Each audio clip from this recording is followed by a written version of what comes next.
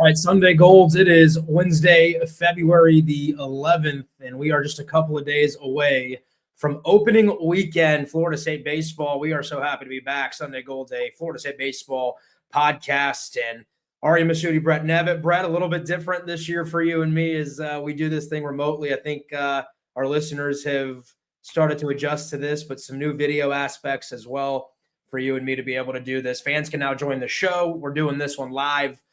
We won't do every episode live, but I think we'll do a handful live and kind of pick and choose our spots. That way you guys can kind of see how we record the show, in addition to be able to listen to it on Apple, Spotify, everywhere else you get your favorite podcast. Brett, got to thank our sponsors, of course, our friends who make this possible. Alumni Hall has been with us now for a couple of years. You can use a code SG15 to get 15% off of your gear in store. They're off of Timberland Road over there in Market Square, or online at alumnihall.com, and 15% off. I know you guys want your gear. I've heard Hauser's close to sold out, Brett, for Friday and Saturday. Sunday's filling up fast too. A lot of anticipation for this one. I know you and I can't wait to get to Friday and see first pitch and find out about these 2026 Noles. And I know Metro Deli also can't wait. Shout out to Rob and Johnny Mack. Those guys do such a good job at Metro Deli. They're joining us this year in 2026 as partners of Sunday Golds, and those guys love them some Florida State baseball. And I got to tell you what, I love that cheeseburger wrap over there. It is as good of a bite as you'll find at Metro Deli. And we'll shout out again Alumni Hall and Metro Deli later on in this show. We'll see some comments on YouTube coming in. We'll try and get those on the show. I've got one right here from No Life 247, Brett, that says, "I will not go into the church until this show starts." My man, the show is starting. Here we are. Go get right with God. We appreciate you sticking it out and waiting for us. I know people are ready to rock and roll for Florida State baseball. So, Brett, without further ado, man, I always get a little nervous right before first pitch, right opening weekends. It's a good Florida State baseball team. We know that much. You were out here in Tallahassee. You and I got to catch up this past weekend as you came to cover some of the scrimmages and get your real first look of the preseason spring practice, as they call it, before opening weekend. What were your overall takeaways, macro, and how ready are you to get this thing going in just a couple of days? Yeah, it was really good to be back up in Tallahassee and get to see the team for a weekend. I've missed being at preseason scrimmages and scrimmages throughout the fall, so just wanted to get up there one time this preseason to see the team before the season. And I'm not going to be in Tallahassee this weekend for opening weekend, but I think Ariya and I are both planning on going out to Texas for the second weekend of the season. So looking forward to that and looking forward to get the season started as always. I think this is year 8 for me. So been doing this a while. Can't believe that it's possible. This is year 8 of doing this for me. But yeah, overall this weekend, I thought obviously it's the last couple of scrimmages. I think they also had one during the midweek, maybe a couple during the midweek this week, but just so deep into the preseason.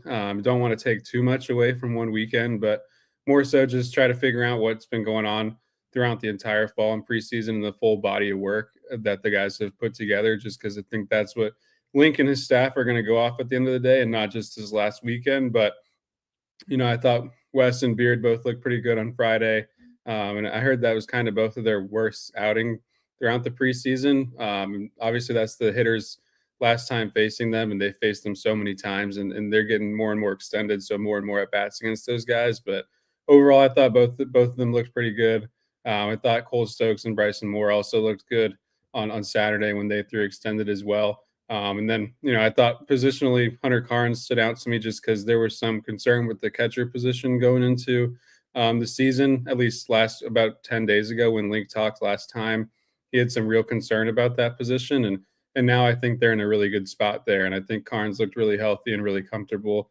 So I think overall they're in a pretty good spot going into this year. There's some spots where you still got to figure out who's going to start in certain spots, I think. And I think a lot of that's going to continue on into the season. And really, the first 4 weeks of the season are a lot more important than the full workload that you've seen throughout all of fall and preseason. And I think it'll matter more in the long run. Yeah, I'm with you. I think my takeaways from the scrimmages not just in fall and in preseason, Brett, is I do think this team has a very high floor, if that makes sense. I feel comfortable, I think more than last year, of knowing what the team's baseline probably is. Last year surprised in some ways because a lot of new guys clicked, right? And guys took the next step. And that's kind of what we're hoping for. I think you and I and this coaching staff is that's been a theme of this offseason as they've talked about guys taking that next jump, right? Someone having the Cam Smith, Alex Lodis jump that turns into stardom that, you thought was always possible and capable, but that you can't predict until you actually get between the lines and go to battle. And so this year, I do feel like overall the floor is a lot higher. I feel really good about this team being a top 25 team, a top 20 team all year long with good health throughout the roster. And I think the ceiling of this team is something we're about to find out in the first couple of weekends. So that's my early season prognosis of I know this team is good. How good is going to be a work in progress as we get through the multiple chapters, so to speak, of baseball season, right? There's always, in my mind, 4 chapters. There's non-conference, then there's the start of conference play, then there's the end of conference play into the ACC tournament, and then there's June baseball, and that's its own chapter if you're writing this book for the 2026 Seminoles. So chapter 1 is going to be a lot of fun. You can't get into chapter 4 without getting through chapter 1 and finding out how we're going to set up each of these characters and set up the storylines and the plot before we get, to the climax and, of course, to the end of the story. But I'm excited, man. I do feel like the floor is very high because they're more mature, a lot older, and I do feel like there's a lot of pieces they went and got in the portal that they feel like they're comfortable with because of the number of innings or at-bats those guys got at big-time programs and had success. Yeah, I think this specific portal cycle, you took a lot more guys that had experience in specific, especially on the mound. I mean, if you look especially at the guys in the bullpen, when you bring in Gabe Nard and Purcell, those are guys that have thrown a lot of high leverage innings out of the bullpen. And Cole Stokes threw some out of the bullpen last year for Oregon as well and did it at a high level. And then obviously Dowd from USC and then Putnam from Davidson. You brought in a lot of guys that have had a lot of production in the past and a lot of experience. So I think they're hoping to see that pay off early and often, especially when you have a weekend like that second weekend in Texas that you haven't had a lot in the past. And usually in the last couple of years, you've had some more runway to kind of get younger guys comfortable. I think we're still going to see a lot of young guys involved, especially offensively. But, I think that experience will help them early and often this year. See, 16 people are jumping in, 17, 18, starting to climb, watching live. I appreciate those of you joining. I do also see some comments, and we'll get to some of your comments. I know Grant and Pat, you guys have some questions, and I do like your questions because that is a part of our show. Those of you listening on audio, on Apple, on Spotify, you'll continue to get this podcast audio only. We'll also have Link Jarrett join us for the audio only version. Brett and Link caught up over the weekend just to get a thought of where things are standing as we head into opening weekend. So coming up this Friday. So we'll add that at the end of the show. I'll make sure to point to that again as we wrap this one up. We're just getting started though here on Sunday Golds. Let's see what I want to jump into first, Brett. We have a show rundown. I think let's just go ahead and get into rotation thoughts. You and I have been, pretty consistently in the same boat on this with the 3 guys that we feel will get opportunities, at least on opening weekends. We've gone back and forth a little bit in our text messages and phone calls on who would get Friday, who would get Saturday. Where does your gut lean at the moment before Link Jarrett? I think Coach Jarrett's going to actually announce this Thursday when he does his press conference around lunchtime. Yeah, I think, going into the weekend, I felt like I was leaning West, and I came out of Friday a little split between West and Beard. But at the end of the day, I think, personally, I believe that they're going to go with West on Friday, Beard on Saturday, and Moore on Sunday. And, those are the 3 guys, like you mentioned, that we've been feeling since the end of fall it would be. And it kind of always was just figuring out exactly how that order would go. And I think, specifically with Moore, he might not have exactly quite the workload that Mendez and Beard do have out of the gate. And, specifically this weekend, he threw, I think, 15 less pitches or so than both those guys. And his last 2 seasons have both been cut short.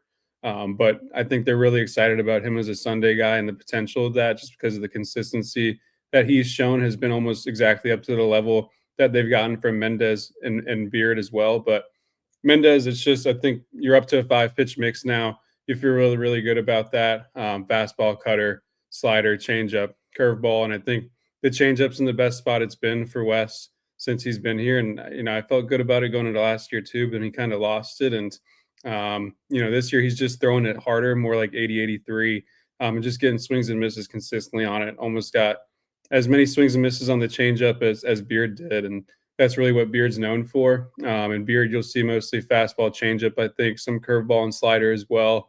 4-pitch mix for him, and then another 5-pitch mix for Moore on Sunday with fastball, cutter, sweeper, curveball, and changeup. So you have a few guys there in the weekend that could be 5-pitch guys. But I think those will be the 3 to start this year. You haven't got the order confirmed yet. Like you said, Link will probably announce that tomorrow on Thursday, but that's kind of where my gut's at right now. Yeah. To me, it's those 3. I think Moore will be Sunday for sure. And then Friday and Saturday, I can't wait to hear what Link says. When you and I had been talking, Brett, throughout the preseason, I was going to some of these scrimmages and I was communicating to you, and I would drive back home that Wes had been the more consistent arm, a few different times that they went head to head, and they did that consistently this offseason and this preseason. They matched up Beard and Mendez together on the same day. So they would do the inter squad scrimmage and both guys would go to their respective teams. And I think a lot of that was to keep them both on the same day, same amount of pitches, same amount of rest, and same amount of buildup. And ultimately they would settle in on someone on Fridays. To me, I think it's Wes Mendez. If I had to go with my gut, just based on what I've seen with my own eyes, the consistency has been there. He's high octane. I expect him to be 95, touching some 96 this year. And I just think 1 year older, 1 year more mature Wes Mendez will make a big difference for him. I think he's been through the rigors, right? The ups and the downs. And, last year against Carolina, against Mississippi State, he was unbelievable. And then, of course, you have the outing against Oregon State. And I think we were all there, all of you listening and watching at home. You guys saw it. You kind of got the Wes Mendez experience, the highs and the lows. I do think he has taken major steps forward. I know on the interview he had with you, Brett, I would encourage a lot of you as you're getting ready for opening day on Friday and opening weekend to go back through our library and listen to the interview with Wes Mendez from last week as he gets ready and ramped up. He talks about going to a sports psychologist and a sports psychiatrist to try and handle the mental aspects of 1 time through the order, 2 times through the order, the ups and the downs of a season. If you get yourself into some trouble, how do you have some self-contained relief to get yourself out of the inning with as little damage as possible? And we saw that in spurts last year, Brett. I think we saw that bits and pieces where you and I would go, that's a step forward for Wes. And then the very next week you'd go, all right, he took another step backwards. This year I'm looking for a trajectory that continues to be linear and inclined throughout the year. I am really high on what Wes can do, man. There have been times in those scrimmages that he's made a really good lineup with 13 different options that can really hit the baseball look foolish. And when it's all working together for him, I do believe that that's going to be one of the best pitchers in the ACC. And there's a reason scouts, one of the weekends, there was 10 scouts there watching him pitch because they do believe that he has a chance to be drafted pretty highly if it all clicks this year in his junior year. So I think I'm going to go Wes. I love Trey Beard. I can't begin to explain. We've talked about the high floor of this team. Trey Beard really, I think, signifies that, and signals that for this pitching staff is there's such a high floor. It reminds me of not the pitches and the pitch mix per se, not the repertoire. I would say it's a lot like Vellini in that, when he goes out there, Joey's going to go deep into a game, 6 innings, try and get you to the 7th and attack. And he's competitive and he wants to win and he's not giving you free passes. And Beard has that elite changeup that's one of the best pitches in the country that he's been so comfortable to throw 0-1, 0-2 to put you away, or if he's behind 1-0, 2-0 to find a way to get a strike and get back and work himself into the count. And his velocity, Brett, on the last scrimmage did start to climb towards 92, 93 as he got to pitch 50 and 55 and into 60 where they capped him after that. That is a really good sign if a guy's getting better and his stuff's getting better as the outing progresses. I'm super high on this 1-2 punch Florida State has. I'm comfortable if Beard goes first, if Mendez goes first. I'm comfortable if Beard goes Saturday or Mendez goes Saturday. This could change and it'll be fluid probably throughout the season. But just know if you were starting a super regional this weekend and your first two guys, you were going to try and win 2 out of 3, those are your two guys. And you feel really good about where you stand with those guys. Yeah, I think the simplest way to put it is if you're chasing ceiling on Friday, you go Wes. If you're chasing floor, you go Trey. And I think when you start the year, you're probably trying to go for the highest ceiling that you can get on Friday, which is why I think both of us kind of are leaning West there, just because of what we both think he can be when it completely clicks. Now, once we do get there to the start of the season and we get through these first 4 weeks, and especially into ACC play with West, because we saw how good West was the first 4 weeks last year, and then it really was ACC play where it kind of went downhill for about a 5-week stretch there before he kind of picked it back up. So that'll be a really important stretch. But yeah, I think this, like I said, the simplest way to put it is, West is your ceiling guy and Beard's your floor guy, but both those guys can be really, really good arms. And that's not to say that Trey doesn't have a really high ceiling as well, because just the fastball changeup combo alone and how deceptive he is, it makes him really, really hard for both left-handed and right-handed hitters to hit. And like you mentioned, the velo ticking up for Trey in the last couple innings, I thought was really, really good to see. And that wasn't really something we got to see in the fall when he's not extending out. But getting to see him extend it out a bit kind of showed what his qualities are as a starter and why he was so good at FAU last year. Yeah, and it's a mature group. That's been, I think, I had meetings today with some of the coaches, and that's the theme that kept coming out from this group as we got ready for our TV production meetings and our broadcasts. They're really mature. They really like this group's ability to, I think, handle the moment and the number of innings that they've all already pitched and have been in the different situations. They love what Beard can do. And Beard's going to be a top 3-round guy, in the draft as well, has that potential. What did he strike out last year, Brett? Over 120 at FAU. I do think he can hit triple digits again this year in the college game, or at the P4 level, I should say. Sorry. Yeah, I'm trying to look it up. I'm looking up real quick the strikeout numbers from last year, but there's definitely triple-digit potential as long as he's throwing 70-plus innings.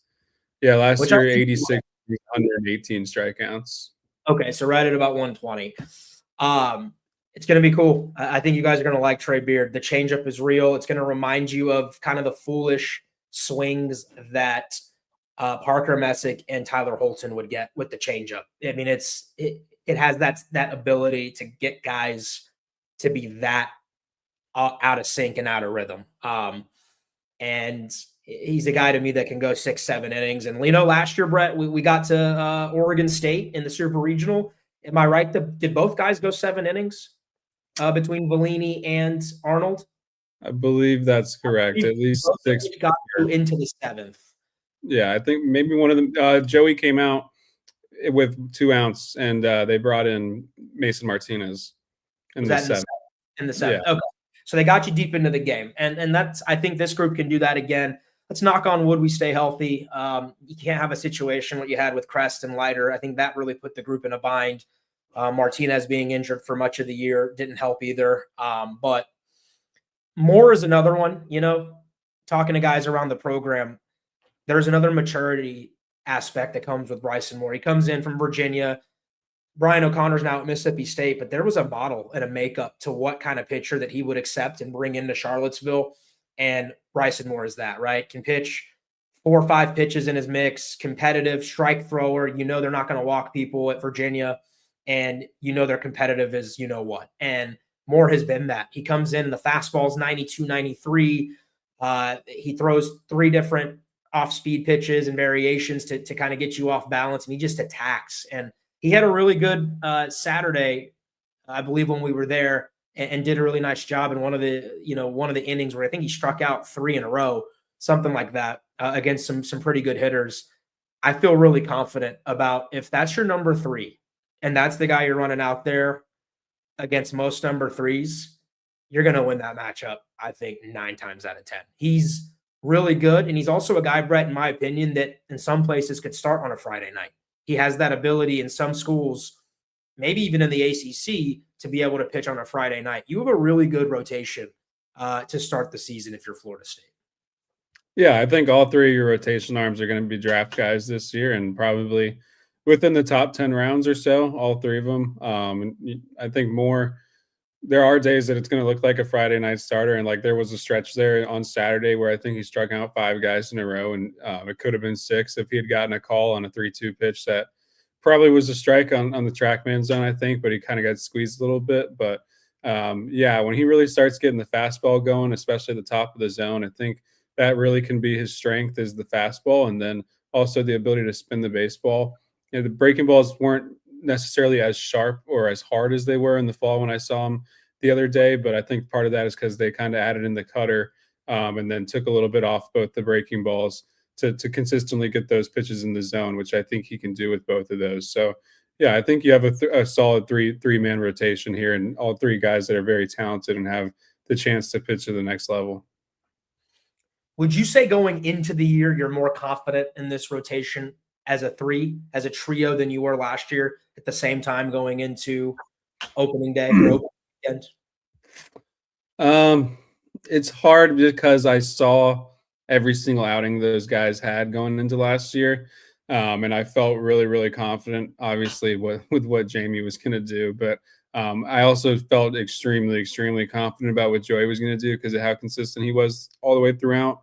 And I've always thought highly of Wes. And, going into last year, I was saying I thought Wes was a potential first-round guy just based off this stuff in the future. So, I think just the fact he had Jamie on Fridays last night, I would say I was more confident last year because at the end of the day, a slam dunk Friday night guy is just it's hard to come by, and you knew exactly what you were going to get with Jamie on the mound every Friday night. So, and I just think that goes such a long way every weekend. And combine that with the fact that you also had Joey's consistency and the ceiling of Wes on Sunday last year. But that's not to say this isn't almost as good of a rotation, and not to say it couldn't be better.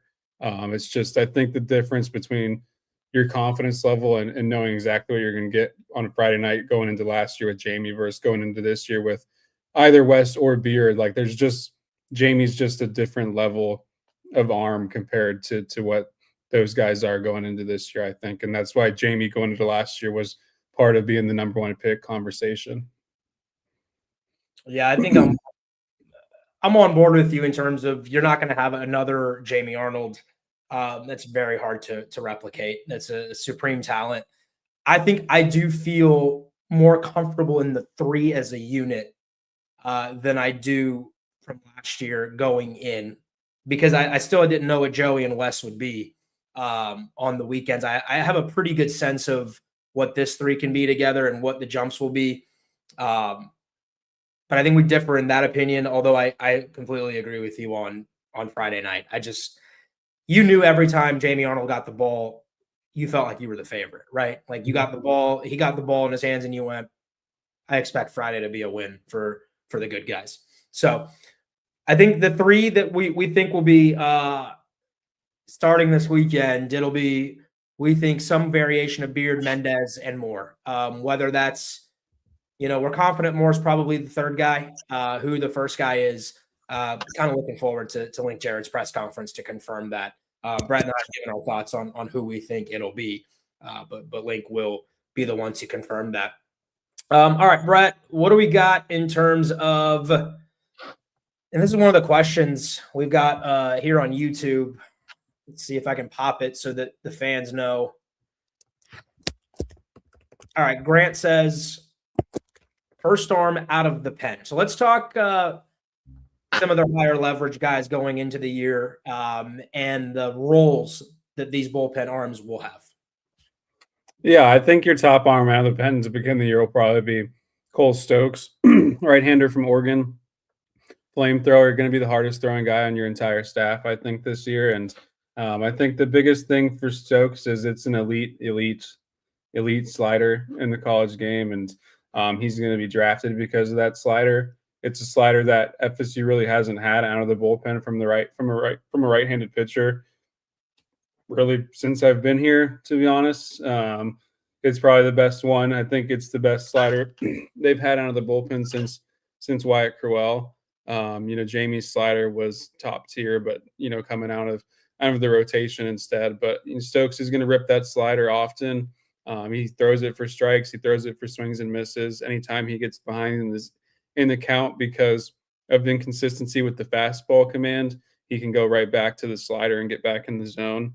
And really, the fastball, it's a sinking fastball. It takes off to his arm side, and he does have inconsistency with it because of how much it takes off. But like for right-handed hitters, it just pairs so well with the sweeper or with the slider because I mean, when you have to think about the fastball that could take off and come and hit you in the chest at 95 to 97, and I think we're going to see him tick up to the upper 90s and maybe into triple digits. Like when you have to think about that, and then he snaps the fastball off of it, or for a left-handed hitter, you feel like the fastball is just taking off to the other batter's box, and all of a sudden it's a slider that snaps back in the zone. So right now, I think he'll be first out of the pen.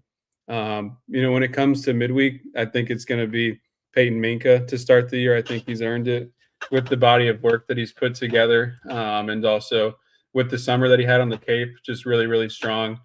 He's continued to just build off of that throughout. And I think to begin the year, at least, he's going to be the guy that gets the opportunities on the midweek. He's been their fourth best starter this preseason, I believe, from what I've heard. I really, really liked what I saw from Minka in the summer as a starter. When he was getting continued reps as a starter on the Cape, it was consistent. It was really impressive. It was dominant at times.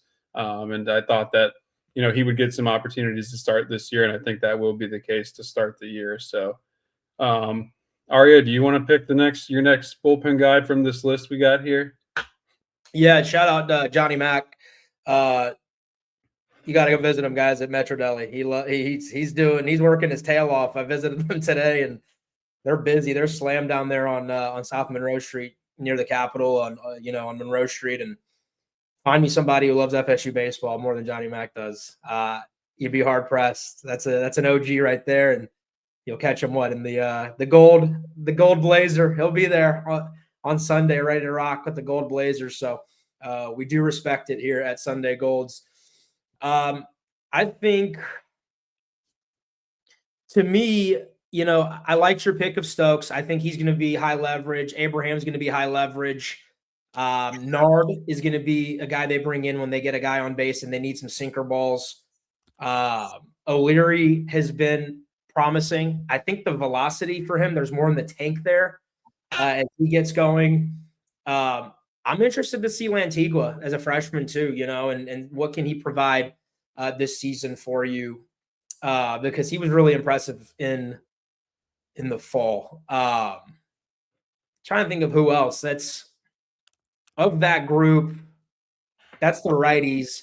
They're going to have to get something, Brett, and I'm going to let you touch on this because you know more about spin rates and the different quadrants, but like Cooper Whited and Kevin Meeble are going to have to give them something, because if you use Manka on Tuesdays, he's going to give you some length, right, on the midweek, and you need that to eat up innings over the course of a long season. But that leaves you with two arms and lefty depth or lack thereof on the weekends, and it's going to happen, right? Like when you're facing some heavy lineups there that are all left-handed, and you don't know what to do. You might need a guy to come in and get you more than one out. He might need to get you three. He might need to get you four. I'm very interested and intrigued on what Whited and Meeble can provide. What are those two like at their best, in your opinion, when it's working for them? Yeah, I think Whited obviously is more of a crafty arm. I think you're going to get into the high 80s with the fastball. I think when I saw him against Auburn, it was around 87, 88. So he's going to rely on craft and throwing strikes and just trying to keep guys off balance and getting weak contact. Meeble, the other day was 90, 91, pretty much. I think might have grabbed a 92. Slider was kind of, I think, more of a sweeper variation of it in the high 70s. Gave up a couple of barrels against a couple of hitters. I think they're going to have to hope that some of the right-handed pitchers have some reverse splits, which I do think some of them are capable of. And yeah, I think just you're going to have to see what Whited and Meeble give you while you're using Manka as the midweek arm. I think the idea with Manka is that you're just hoping that he gives you really good innings every midweek and kind of alleviates the pressure of a fourth game in the week with the midweek, and kind of take some innings off of the relievers, and I'll have to throw 7 and 8 innings on a midweek out of the bullpen. But I do think at some point, if Whited and Meeble aren't giving you what you need from the left-handed perspective, you might have to reevaluate and maybe change that. But at least to begin the season, I think they're going to roll with Manka in the midweek and have to rely some on Meeble and Whited to get some left-handed outs, because when you play at Hauser and you have the right field fence, you're going to face some power hitting left-handed hitters, especially once you get into ACC play. So you got to have some left-handed arms that can match up, or figure out some right-handed arms that can have some reverse splits, whether that be with changeups or some downer curveballs. I think Kate O'Leary's one guy that could potentially have some backward splits because he's got such a hard, sharp downhill breaking ball. I think overall, Brett, and you can tell me if you agree or disagree, I think the depth of this overall pen will be a tick better than what they had each of the last 2 seasons. Because by the end of each of the last 2 seasons, you were down to 3 or 4 guys that you could use. I do think, knock on wood, and stay healthy, because I think last year would have been a lot better if they had stayed healthy. Because they did do the work in the offseason going into last year to go get the guys that they felt like could help them. It just didn't work out with health. I think this one's gonna have more depth. I think guys are gonna be able to give you more. You're gonna have more of a level of confidence, especially from the right hand arms and guys who have pitched at a high level. I think Nard raises your floor immediately. Knock on wood, Abraham is a more mature version of himself and can give you more of the good version of Johnny Abe than what we saw at times last year. Kinnear, I hope, can come in and get you some good outs against right-handed hitters. And Purcell, if he can replicate anything that he did at USC, you're in a really good spot there. And then Stokes, right? I think in the back of your mind, you're expecting him to be potentially your top bullpen arm, right? Like if you're telling me there's one dude coming in, it's probably Stokes.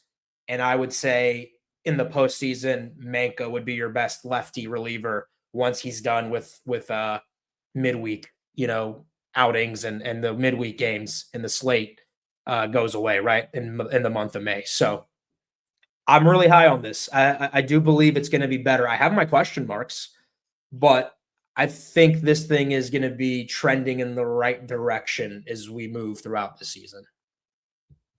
Yeah, I think I agree with you with it being a tick above with the depth. And I think stuff wise it's pretty similar to what it's been in the past. Like I do think they've had good stuff each of the last couple of years, and they just kind of struggled with the execution of it.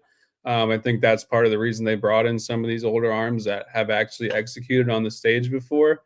A guy like Purcell, like it hasn't necessarily matched the numbers since he's been here performance wise, I think, but you kind of hope that once the lights come on, you get, the guy that you thought you were going to get numbers wise. And yeah, you have some guys that can do different things. I think Nard is someone that can kind of be a Swiss Army knife. So can Stokes. Those are both guys that can extend. They're both guys that can come in for one batter if needed. O'Leary is someone who I think right now is not really built up to extend, but I think in the future, as you get deeper into the season, he continues to build that he could be that way too. And obviously, John was in the mix to start as well, so he's extended out and can give you some extended innings. So you've got a lot of different guys who can do a lot of different things, and some guys with some deep arsenals. That seems like a big push that they've made, is to kind of deepen out everybody's arsenals to be able to throw some extended innings. Yeah, pretty good synopsis there, I think, of the staff. We'll have more thoughts, obviously, after we see them this weekend. Brett, do you want to roll into some of the position players and into the lineup? Let's start with the catchers. I think, as we look at that group, Hunter Barnes is obviously the headliner there. He's got a chance to be pretty special for Florida State if he can stay healthy. And he continues on his projection and his projectability and his path of development. Who else should we keep an eye on at catcher? What is this group looking like overall? Yeah, I definitely think Carnes is going to be the everyday starter. And I think if there's anybody on this roster that you feel like can potentially take the Cam Smith and Alex Lody's jump, that's probably Carnes. And anybody, like, just with the talent that he possesses, he's, I think, the one that's most capable of doing that, especially based on what his numbers were last year. Like if Miles had the same numbers as Carnes last year, he'd be capable of doing that. But for Miles to do that, he'd have to hit like 450 with like 30 some homers. But yeah, I do think Carnes is going to be the everyday guy behind the plate. He looks healthy to me. He looks comfortable. I thought he looked really good defensively this weekend. I thought the athleticism behind the plate showed up multiple times.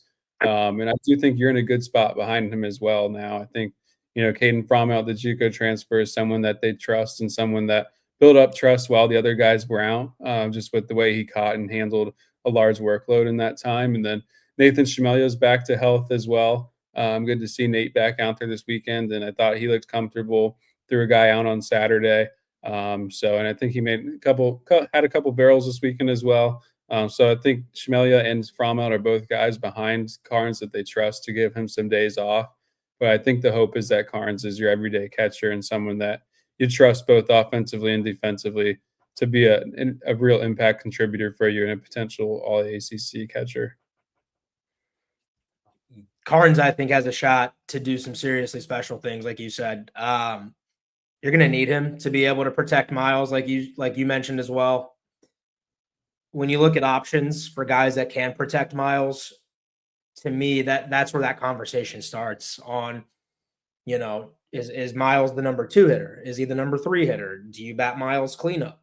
Where do you optimize Miles Bailey so that you can find the best possible pitches for him to hit and so people can't work around him? And the best way to do that is to be able to have a couple of guys step up. And if Carnes can turn into a draft pick that we think he can be in an All-ACC caliber production, that does, I think, alleviate some of those concerns.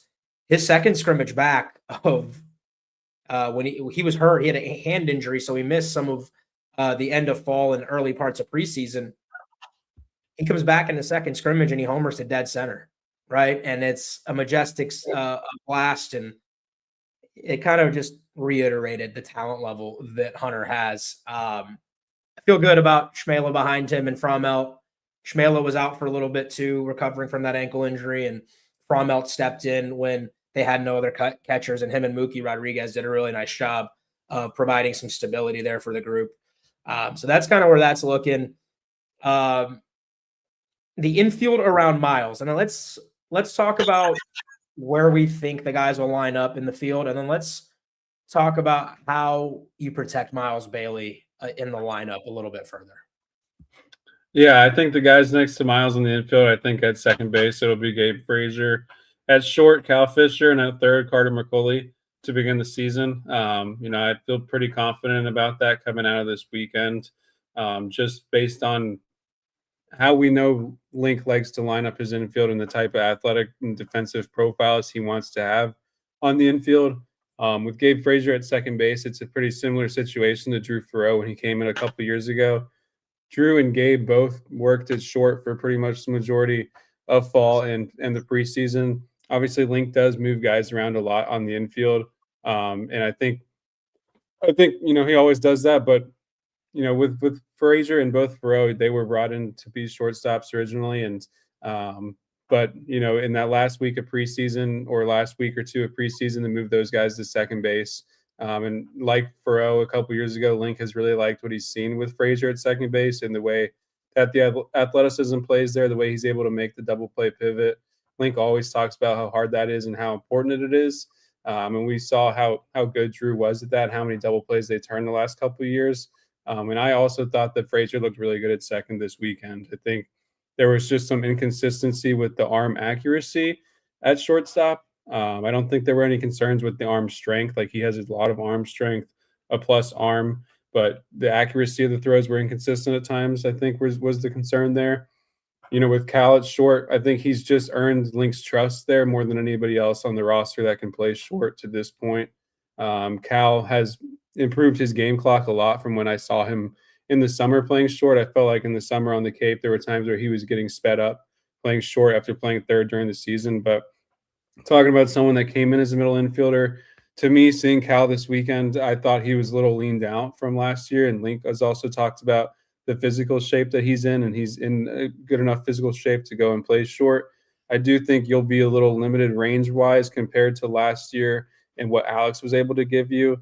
And there's going to be some times where things that didn't show up in the box score last year will, when it comes to some of the ground balls up the middle into the hole that Alex just always got to and always turned into outs. And I felt like every single ground ball anywhere near Alex turned into an out. I just felt like this weekend there were some balls that trickled through the infield at times that we didn't see last year. But the balls that Cal was getting to, that he was making really good plays on, the glove work is always really good, and he has a strong enough arm.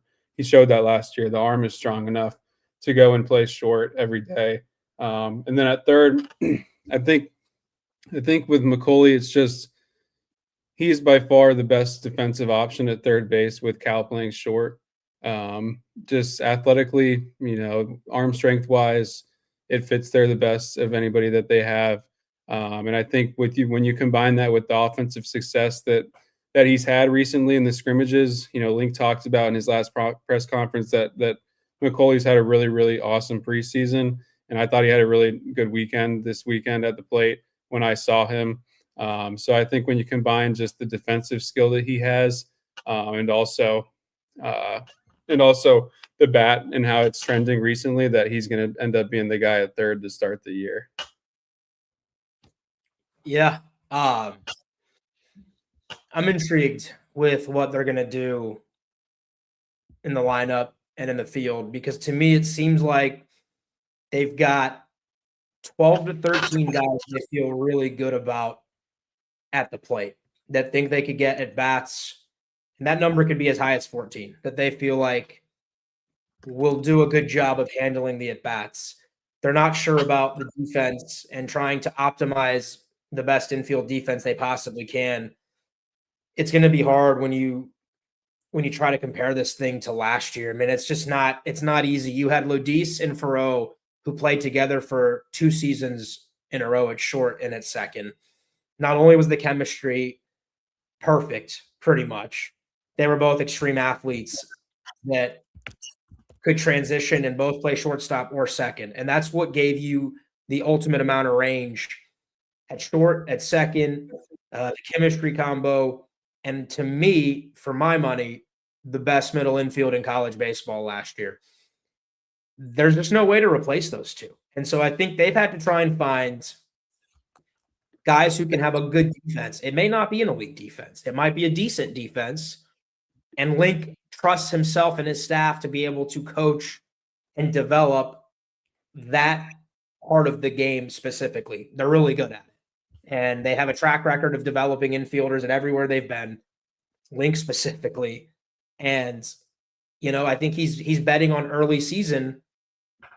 Can I get the most steady possible infield with the most amount of experience to be able to have, I think, a shot to win games early in the year, right, Brett? And to me, that's been the age-old question. It hasn't even been as much, all right, is McCauley a better third baseman than, say, Sheffield or Paulino or Putnam or Estes or Fisher? Is Cal Fisher your best possible third baseman? Most likely. Is Cal probably your best second baseman? Most likely. Is Cal your best possible shortstop? That seems to be the trend. Talking to hearing Coach talk on these different podcasts and to the media, the number of times he's mentioned Cal. It feels like that's the center point right now, is Cal at short is a high floor. And then you start to figure out, all right, well, Frazier is an elite athlete that they could put at second base, and he's been able to give them range.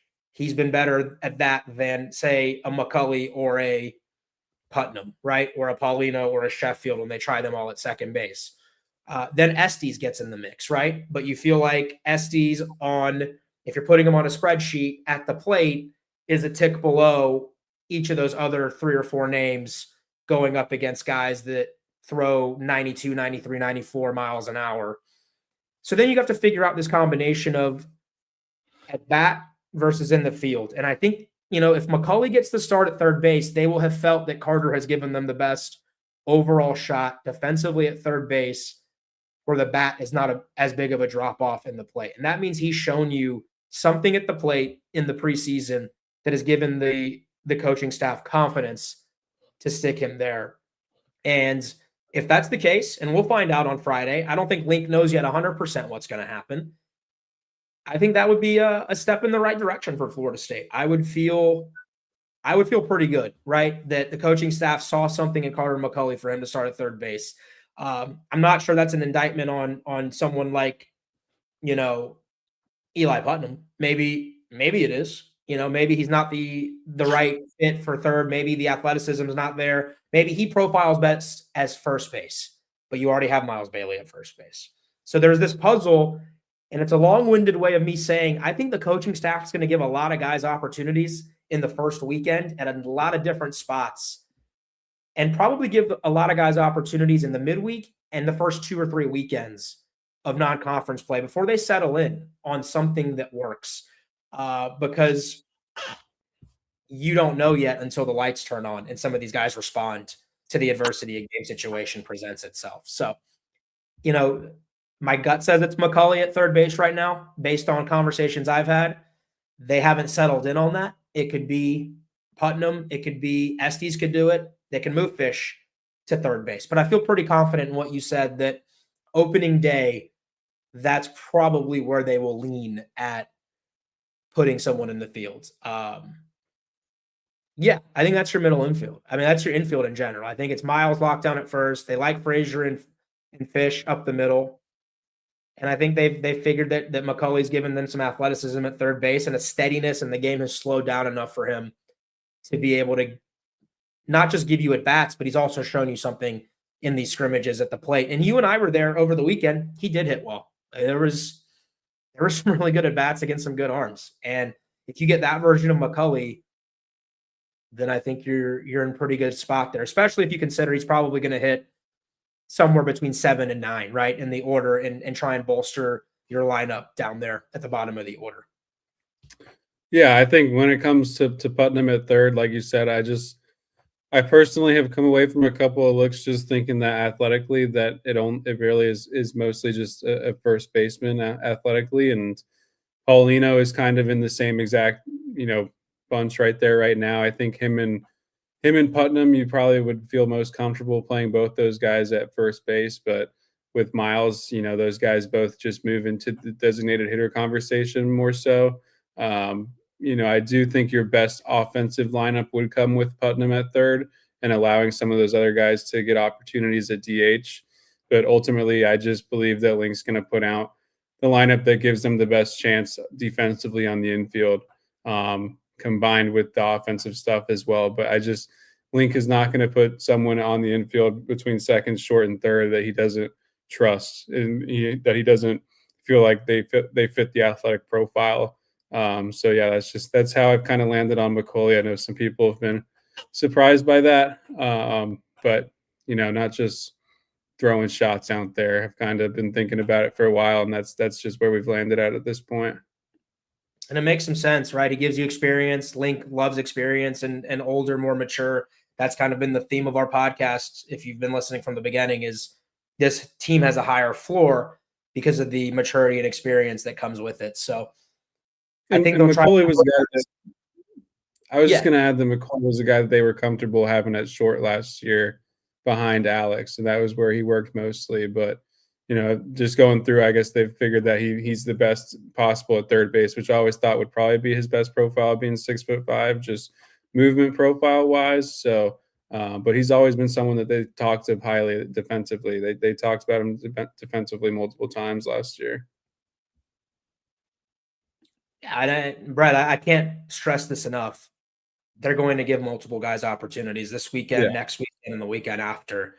So you'll have a chance to earn it if you're a player. You're going to prove that you belong in there or you don't. And Link has never shied away from production being, the reason for someone to get continuous playing time over someone else. And I look forward to these question marks, right, as we go into opening weekend on the infield.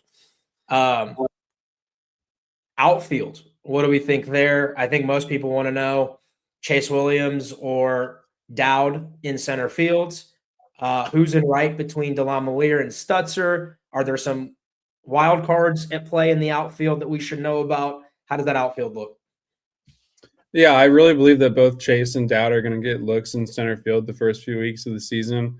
Part of that is because Chase, didn't have the fall like Dowd did when he was rehabbing from injury. So not as many looks at him as center field as they've had with Dowd.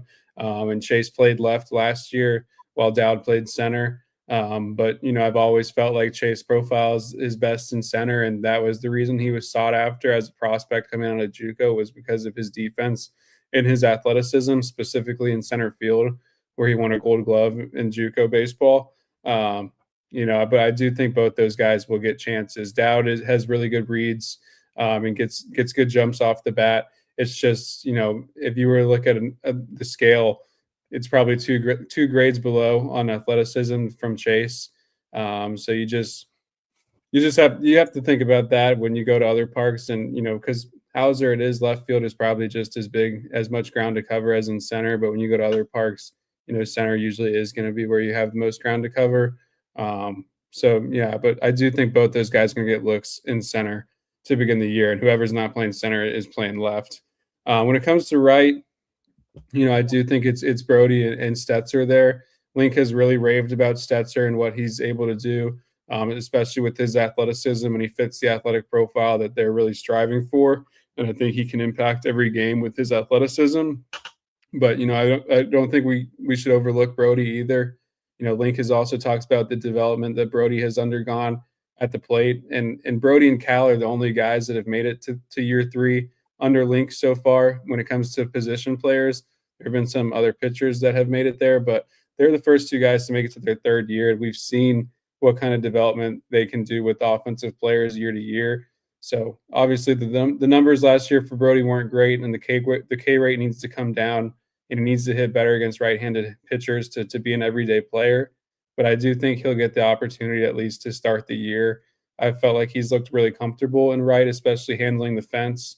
But I think of the positions, that's probably the one where not 100%, not the most confident, just because of how highly Link has spoken of Stetzer, and what he's able to do, and just how much ground he can cover out there with his athleticism.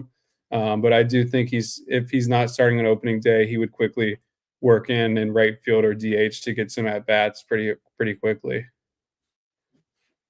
Yeah, it's part of the 13 or 14 guys that they have that they feel that they want to get some work and find out how they fit into this puzzle for the 2026 season. Stutzer's an elite athlete, man, and it's speed that is hard to put into words. There was a ground ball, and I may have said this on a previous pod, but it's at a scrimmage, and there was a ground ball to third base with Stutzer on first, and he got to third base, first to third, on a infield chopper where the third baseman was charging in and threw it to first base, and Stutzer read it and was able to take that extra base. And that's the type of IQ you need, right? I think between him and Chase, you have 2 guys who could easily steal 30 bases to 40 bases if they played every day, and maybe more.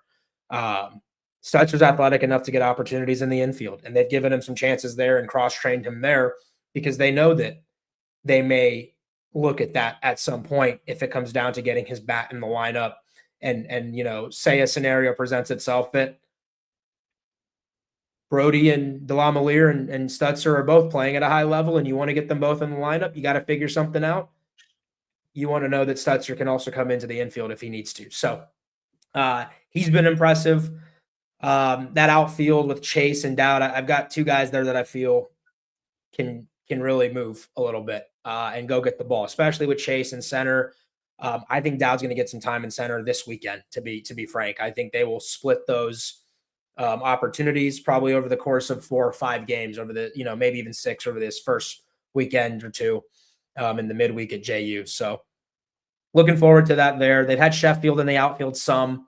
Paulino's played some outfield some. Miles did as well, but less as of late. And I think you're starting to lock in on positions and making sure you get the best possible lineup put together by the middle of the season. Brett, I think this might be their most athletic athletic outfield that they've had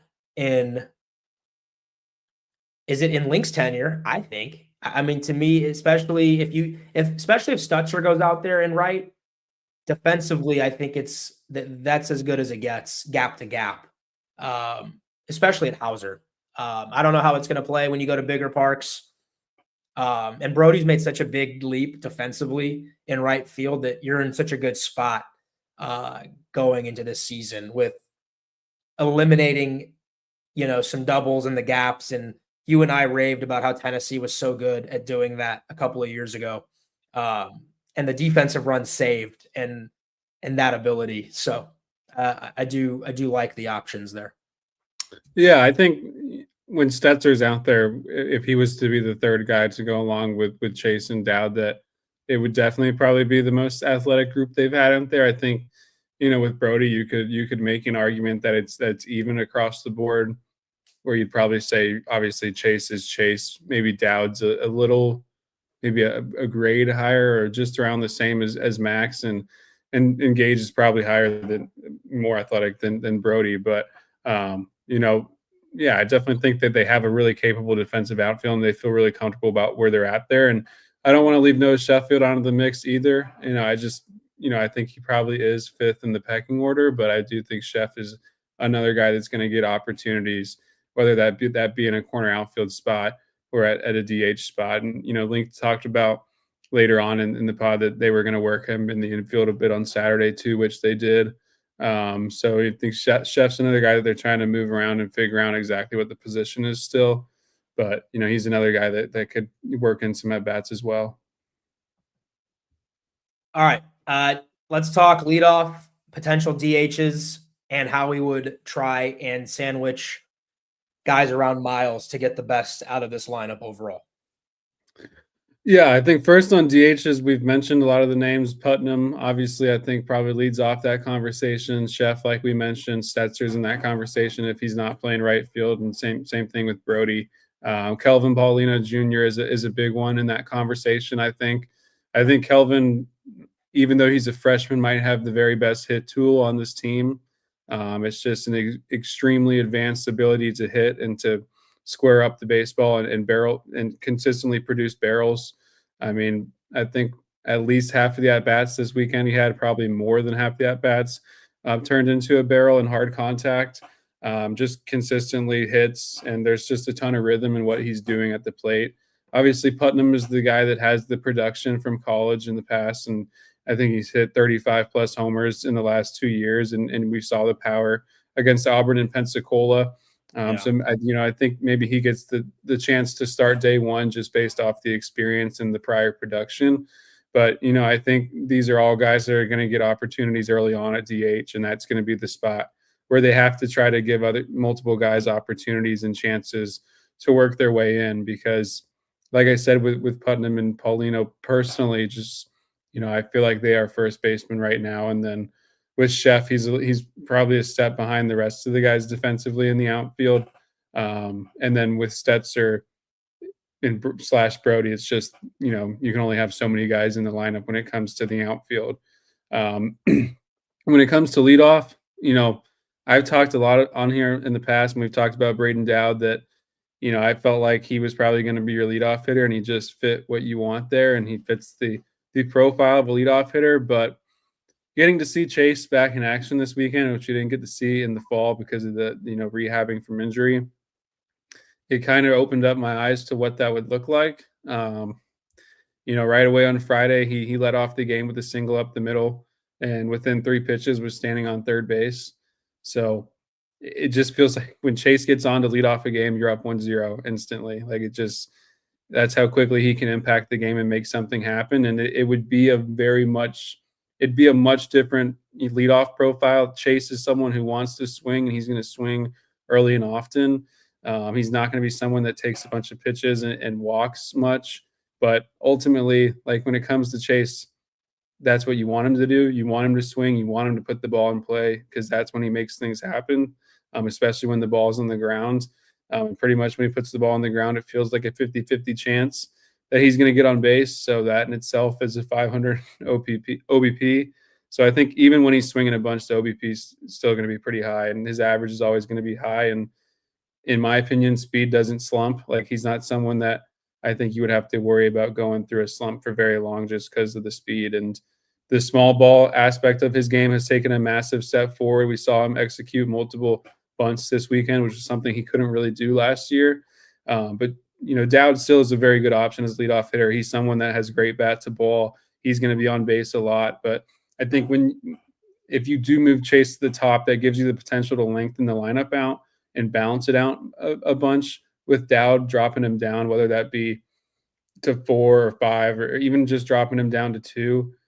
You don't have a ton of left-handed bats in this group. You have Miles and you have Frazier, but outside of that, your next left-handed bat is Estes, and then your next would be Buckles, the freshman first baseman. So just being able to drop down a little bit in the lineup would be able to balance it out a little bit and not make you have to have a stretch of 3 right-handed hitters in a row per se. Because if Chase was the one that you were dropping down, I don't necessarily know exactly where you would put him. Last year, we saw him at 7 at times. I've always liked the idea of maybe putting Chase at 5 and kind of restarting the order there, or putting him at 9 and kind of having him be a double leadoff. But just coming out of this weekend, I felt like your most impactful leadoff hitter would be Chase, and just what he can do with his speed can instantly change a game and instantly put you ahead from the get-go. Oh, was the third part question about Miles' position in the order? Yeah. Yeah. I could see anywhere from 2 through 4. I could see an argument for anywhere 2 through 4, especially with Chase hitting leadoff, because I would struggle to hear the argument for Miles 2 through 4 if Dowd was hitting leadoff, just because if you were to go left, 1, 2 in this order, you'd really have some long stretches of right-handed hitters in a row. And there are times that you can do that, like against left-handed pitchers, but overall, I don't think you want to have 2 longest stretches of right-handed hitters in the lineup, and Link has talked about that in the past. But if Chase is hitting leadoff and he's on base, and you had Miles too, maybe Miles sees more fastballs because teams aren't going to want to throw Miles off-speed pitches, because you throw off-speed pitches, it makes it even easier for Chase to steal. At the same time, I could see you saying that, maybe that distracts Miles some with all the movement going on in the bases, and maybe late in games, teams just put him on if Chase opens up a base with a stolen base. But I think Link would have the game feel to give Chase a red light in those situations. If you really want Miles to swing, if you put Miles 3, then you have to figure out who you want to put 2 in that spot that you've had Cam and Lodi's the last 2 years. I do think Carnes is a good candidate for that. I think he's athletic enough that Carnes gets on base. It's not like he's going to clog up the base path just because he's a catcher. Like, Carnes is fully capable of running the bases.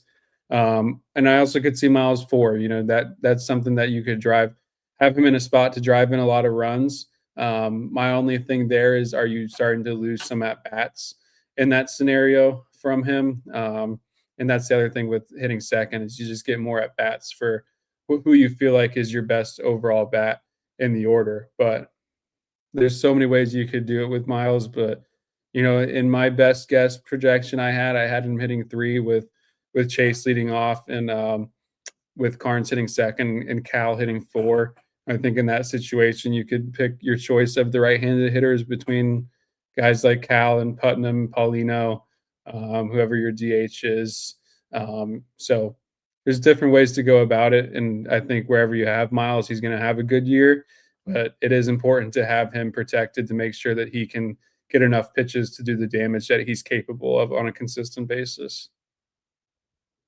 Yeah, I've waffled back and forth on what I think would be the best. And I think it's important to note that we won't have a good feeling on it until we see 2 weekends at least of sample size, right, for some of these guys. Leadoff for me, I think Chase makes the most sense in terms of the athleticism. Chase has been on the record as saying he doesn't enjoy leading off, which I do think is important, because most leadoff guys, it's a mentality. You go up there wanting to be the first hitter. Ronald Acuna for the Braves wants to hit first. That's just his preference. He wants to go up there. He calls himself La Bestia for a reason, and it's a mentality and almost a persona, right? And you see most leadoff guys have a little bบof a bounce to them, and Chase does. But if you're not all in to be a leadoff hitter, I don't know. You don't want it to be like, I'm not comfortable with it. I would rather see pitches first from this pitcher and then me go. Whereas to be honest, Brett, Dowd has been the leadoff guy. I mean, that's something that he's done a lot of in his career. He takes pitches. He reminds me of Taylor Walls in the way that he has the power at the top of the order to leave the park if you make a mistake pitch, but he's also going to see pitches for the rest of his team.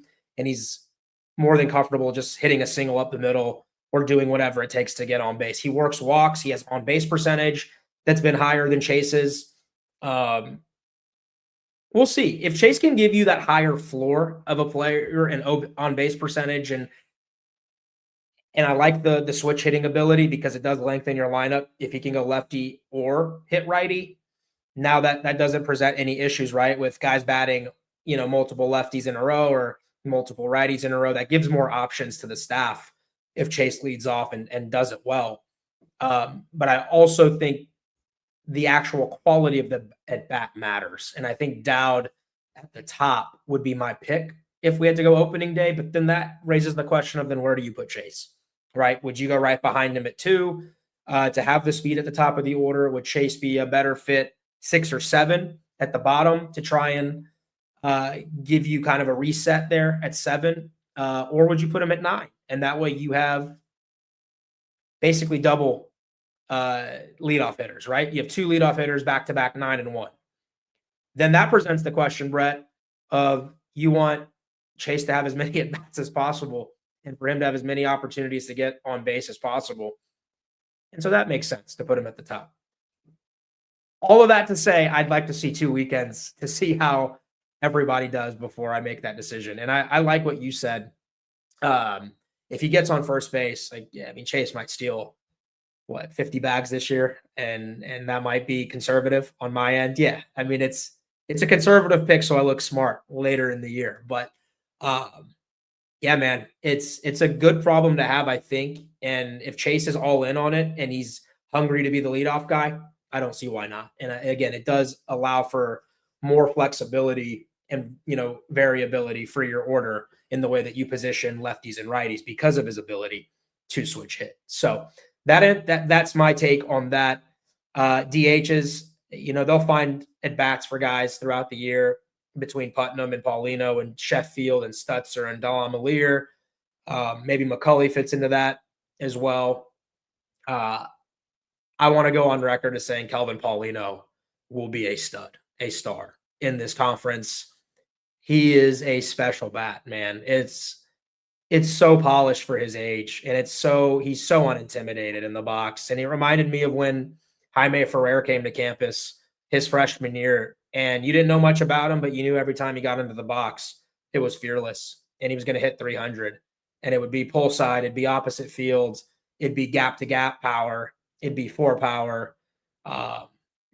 He just barrels everything, man. Brett, he barrels everything. That's a special talent because you played baseball, Brett. It's really hard to hit that white moving dot that's coming at you 90 miles an hour. And Paulino makes it look really easy.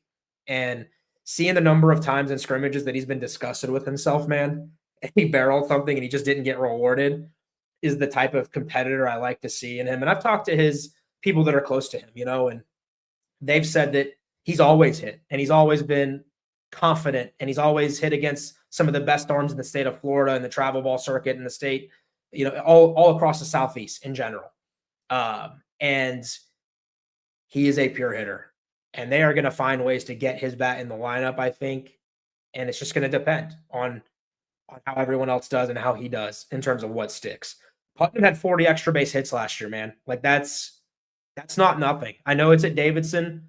40 extra bases is a lot when you think about slug, right? And this is a kid who's had 600 college at bats in his career, somewhere in that ballpark.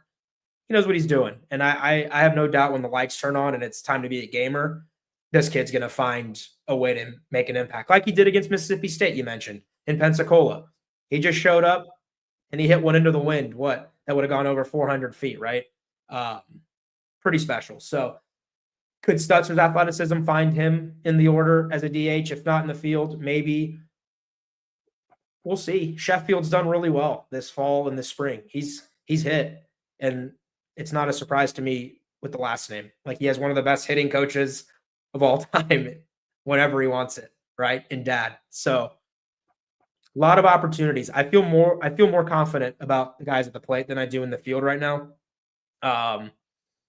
And I've come to learn a Link Jarrett offense will find a way to be productive. They just figure it out. Like it may not always be with a robust batting average, Brett, but they're going to figure out how to score runs. They always do. He's always done it. This will be a good offense, and it's got a lot of options. Yeah, I was going to ask you if there are 3 games this weekend because weather does not look good for Sunday. Over under 2.5 different starters at DH throughout the weekend. Say that one more time. You said 2 over how many? Over under 2.5 different starters at DH this weekend. So I'm going to go over. I'll say 1 in every game because they want to find out what they got. And if I can extend that to Tuesday at JU, definitely the over. I think they really want to know what they got, and they're going to give guys opportunities in the first 3 weekends to establish themselves and separate themselves from their teammates. It's going to happen. So I look forward to that. I'm giddy to just figure out, I'm doing play-by-play this weekend with Chavez and Chris Chavez in the booth, and I've got notes on all of them. I've got charts made for every last one of them, and I'm ready to see because it's one thing to do it against your teammates every day in inter-squad scrimmages. There's nobody in the stands. It doesn't have the same juices flowing. I bet you Paulino and Stutzer, their hearts will pound a little bit faster than normal when they see the crowd on Friday and Saturday. Yeah, it's different. It's different, man. And I know it's just JMU, and you should beat JMU pretty good, but it's a different. College pitching is different than high school pitching. They throw a little bit. They throw a little bit harder, and there's more strikes, and the quality of the off-speed pitches are a little bit better too. And that just gets harder and harder, right, as you get into ACC play and then postseason, and the teams that do make it to Supers and Omaha. So over your number there. I have no idea how they're going to protect Miles. That to me is like, I don't know. I mean, I have guesses, and you have your guesses and your prediction. Yeah, I don't know. I would, Carnes at 2, Miles at 3, Fish at 4. Sure, that sounds good, right? Or Miles at 2, Chase at 1, Carnes at 3. Sounds good to me as well. If Putnam works his way into being a cleanup hitter, the cleanup guy, works for me if that's what that means. So there's so many options, man. They've tried Brody at 2. They've tried Dowd at 1. They've tried Dowd. They can do Dowd at 2. I don't know.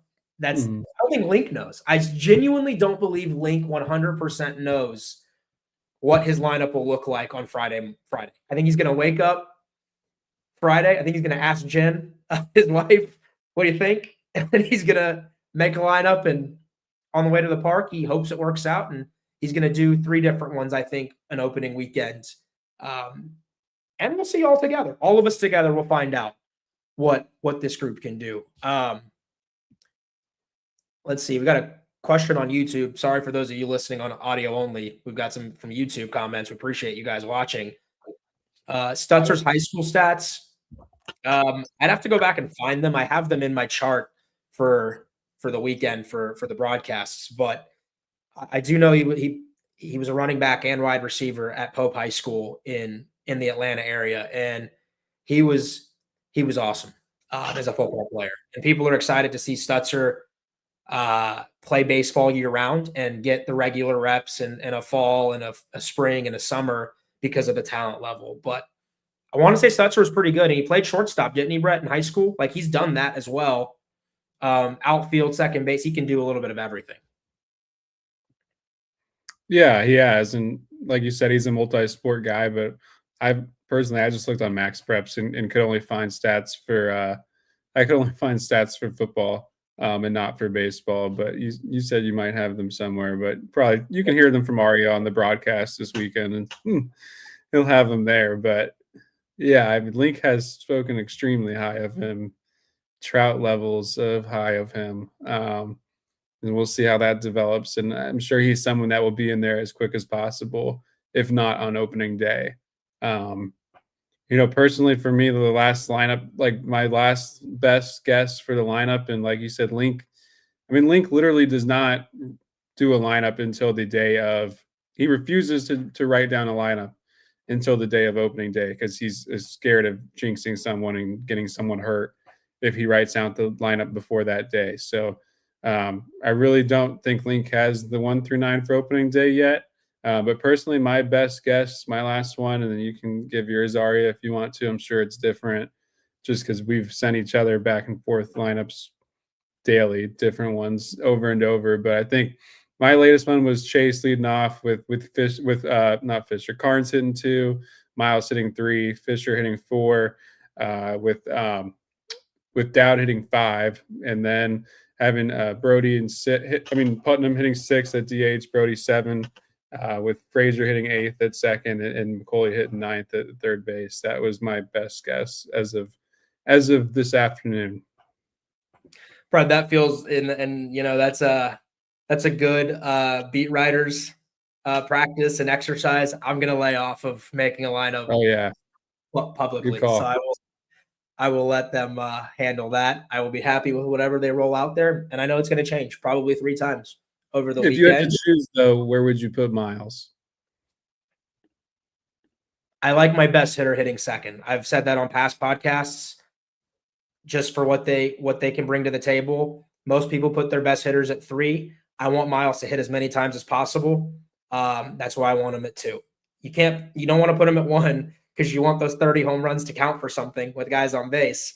But yeah, I will say going through it and doing the different ones with Miles at 2 with Chase leading off, that was the one I liked the most because that would I think per se that would be Chase 1, Miles 2, Carnes 3, and Dowd 4. That does intrigue me a lot. And I think Dowd, it is a more of a leadoff hitter profile, but having someone in the 4 spot behind those top 3 guys that is consistently just going to put the ball in play and get on base, I feel like he's someone that could drive in runs as well at a pretty high level.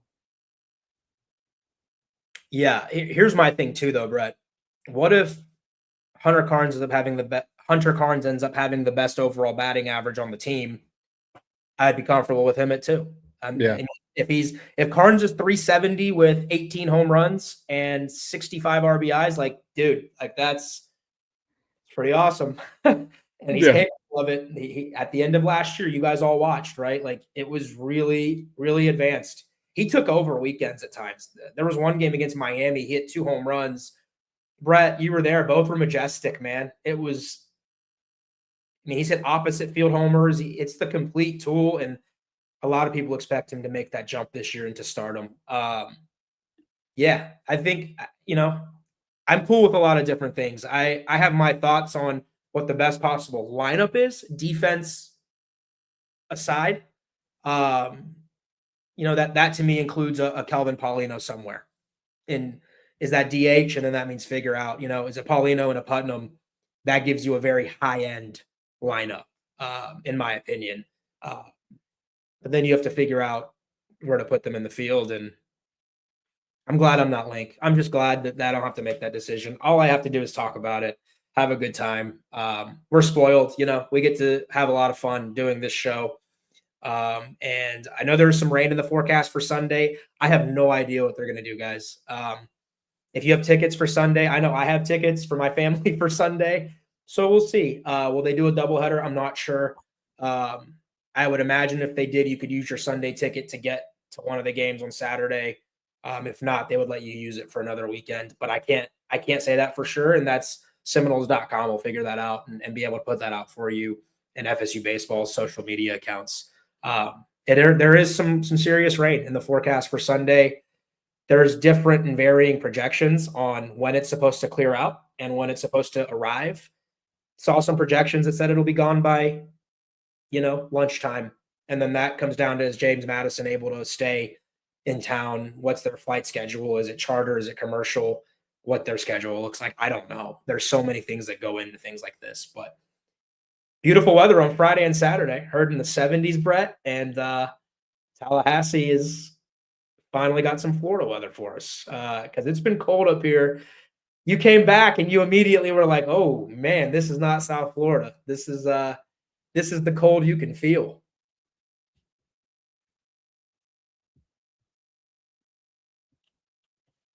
That is my bad. First time doing that. My mic was muted. But yeah, sitting behind the plate, especially, you can feel it when you're in the shade and you're in those shadows at Hauser and it's a little windy. Uh, yeah, I know you forgot your jacket one day and you were getting real cold sitting back there in the shade because sometimes the difference between sitting in the sun and housing, the difference between sitting in the shade, it can really hurt you that time of year because it's about a 20 degrees difference, which is awesome late in the year, but this time of year sometimes it kind of hurts you. But yeah, it's definitely no South Florida weather down that we got down here. It's quite nice all the time. Yeah, I mean it's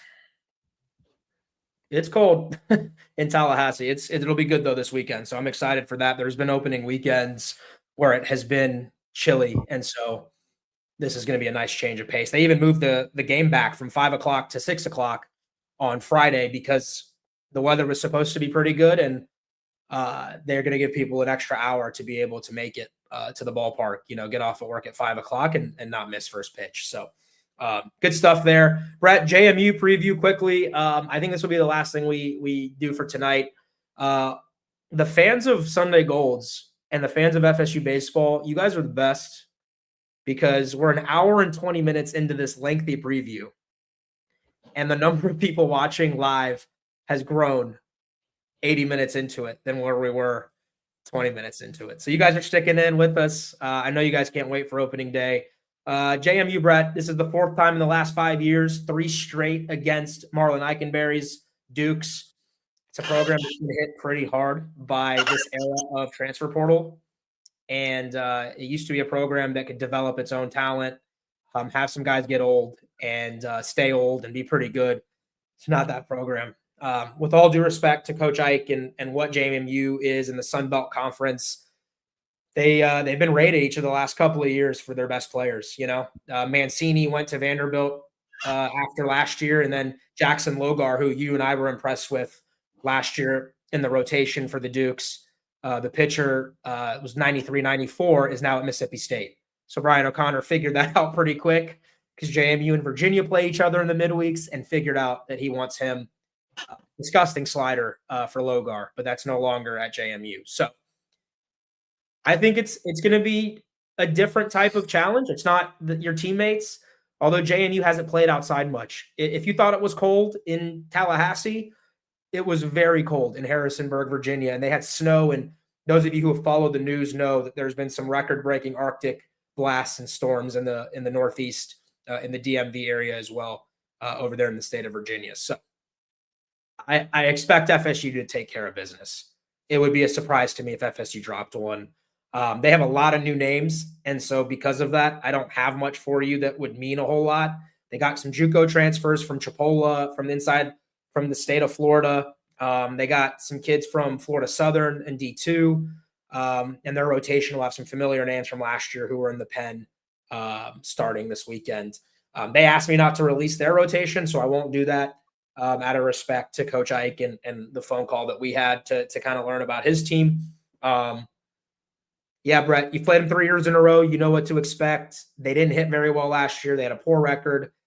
Their roster might be a tick better than it was a year ago, but I think anything less than a sweep would be disappointing for me this weekend.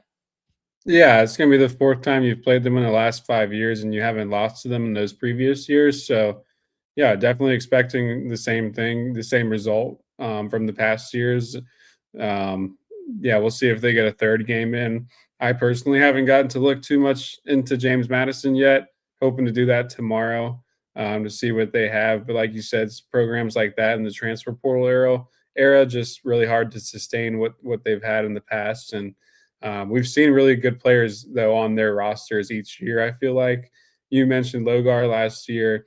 Fenwick Trimble was one a couple of years ago. Obviously, Chase DeLauder a few years back didn't have much success in the series at Florida State, but was a top prospect going into that weekend and is in the big leagues now.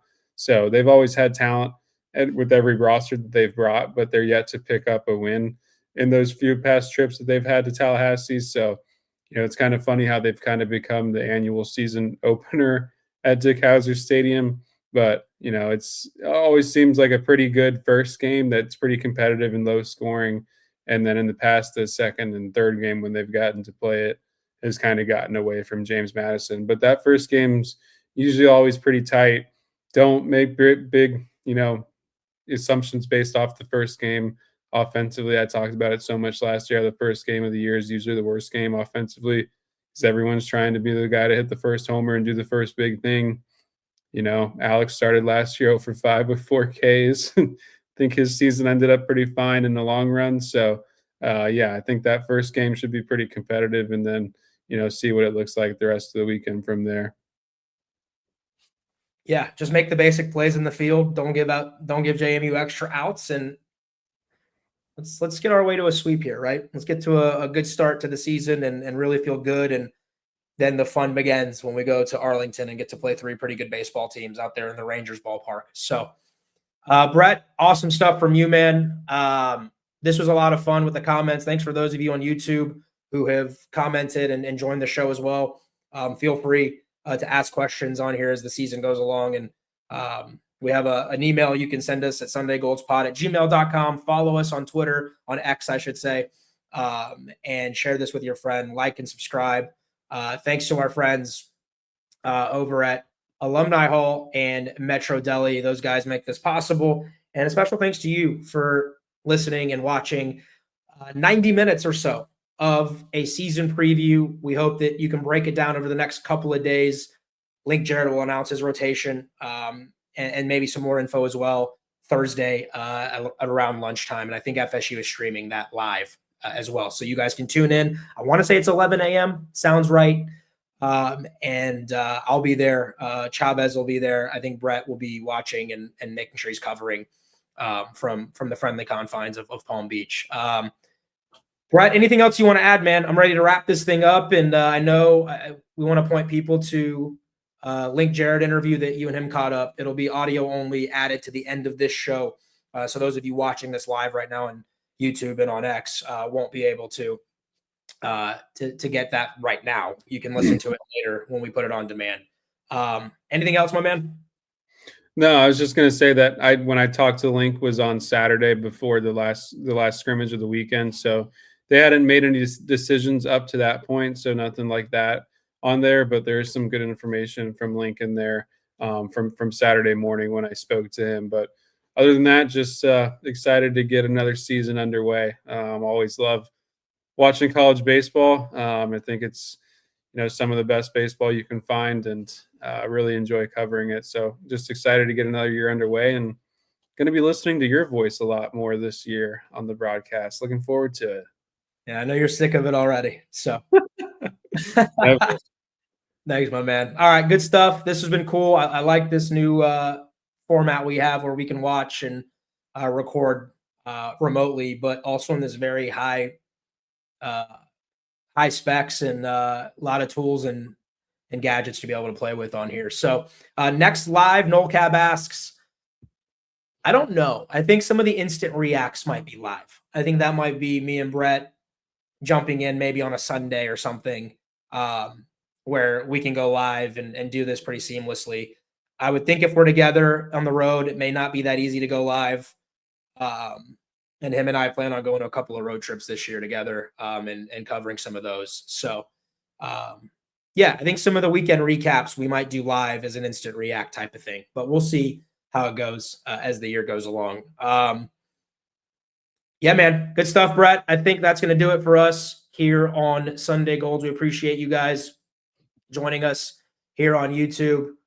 And I think we're going to wrap this thing up. I'm going to shut this thing down for Brett Nevitt and for myself, Ariya Masudi. Thanks to Alumni Hall. Thanks to Metro Deli. This has been Sunday Golds. Make sure you check out that Link Jarrett interview on the on-demand version here of our podcast.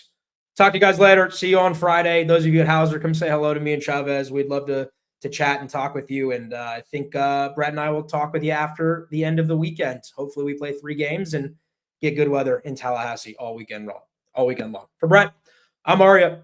Peace out. Talk to you guys later.